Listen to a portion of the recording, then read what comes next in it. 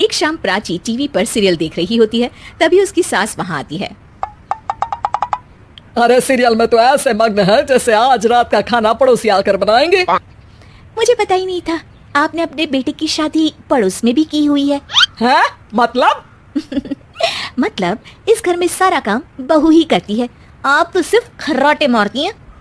अच्छा जी, फिलहाल तो तुम आराम फरमा रही हो, चलो जाओ, ये मेरे टीवी देखने का समय है। आहा, इसीलिए मुझे भगाया जा रहा है। सॉरी, अब तो बिल्कुल नहीं जाऊंगी। प्राची की इस बात पर दोनों सास बहू के बीच टीवी रिमोट के पीछे बच्चों जैसी छीना झपटी शुरू हो जाती है, जिसके बीच श्लोक भी काम से घर वापस आ जाता है।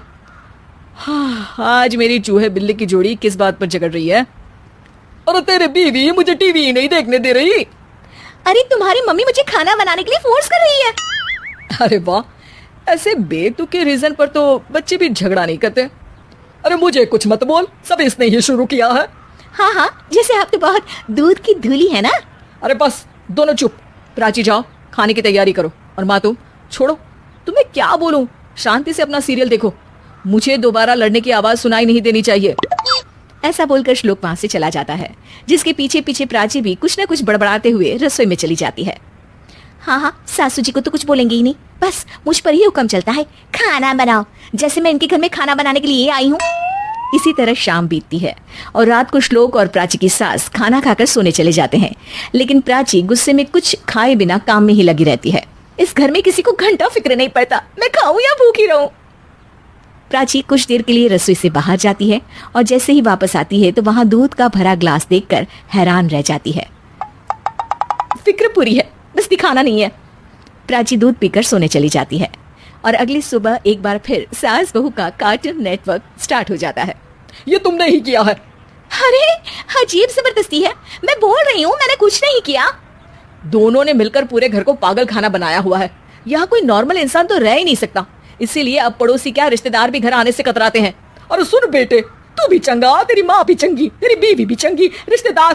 हाँ जी, आपको नहीं पता क्या, गंगाधर ही शक्तिमान है, रिश्तेदार ही। हाँ हाँ, बस समझ गया। कभी जानवरों जैसे लड़ेंगी तो कभी जुगलबंदी करेंगी। भाई मैं आप दोनों के बीच में नहीं फंसना चाहता। सास बहू की इस मनमौजी जोड़ी से परेशान होकर श्लोक अपना सिर खुजलाता वहां से चला जाता है। चलो अब मैं भी कीर्तन में जा रही हूँ। इस पर जैसे ही सास कमरे में अपना पर्स लेने जाती है तो वहां नाश्ते की प्लेट रखी देख मुस्कुराने लगती है और नाश्ता करके घर से बाहर निकलते हुए कुछ पैसे टेबल पर रख जाती है, जिसके कुछ देर बाद सिलेंडर वाला घर आता है। ओ मोरी मैया, मैं सिलेंडर के बारे में तो बिल्कुल भूल ही गई थी। घर खर्च के सारे पैसे भी मम्मी के पास है और श्लोक से बोला तो उल्टा 4 बात सुनाएंगे। प्राची ये सोच ही रही होती है कि अचानक उसका चेहरा चमक उठता है और वो घर में आकर इधर उधर देखने लगती है। तभी उसकी नजर टेबल पर रखे पैसों पर पड़ती है, जिन्हें वो सिलेंडर वाले को दे देती है। ये सब श्लोक देख लेता है। अच्छा बेटे, इतना बड़ा घोटाला, सबके सामने मैं तेरी दुश्मन और पीठ पीछे तेरी मेरी यारी। इस पर श्लोक एक प्लान बनाता है और शाम को सब एक साथ बैठे होने पर बोलने लगता है। माँ, तुम दोनों की बहुत लड़ाई होती है, इसलिए मैं सोच रहा हूँ कि प्राची को उसके घर छोड़ाऊं, इससे वो भी खुश रहेगी और तुम भी। अचानक श्लोक की ये बात सुनकर सास बहू शौक से उसकी तरफ देखती हैं। अरे ऐसे कैसे घर छुड़ाओगे, मुझे कहीं नहीं जाना।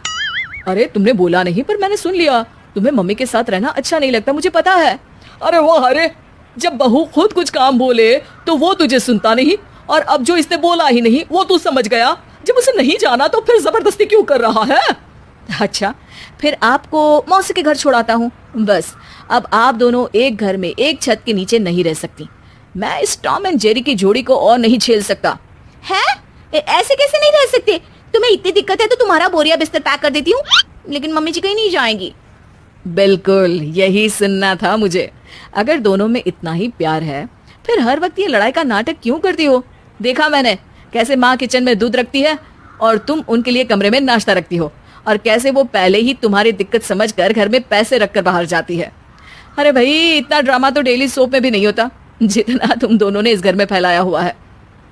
तू हमें टॉम एंड जेरी बोलता है ना, तो याद कर वो दोनों भी एक दूसरे को बाहर वालों की बुरी नजर से बचाने के लिए हमेशा सबके सामने लड़ते थे, लेकिन अकेले में दिक्कत के समय मदद भी तो करते थे। बस हमारा रिश्ता भी कुछ ऐसा ही है। और वैसे भी अगर सास बहू में तू मैं नहीं होती तो दुनिया वालों को कहानियां कैसे मिलेंगी?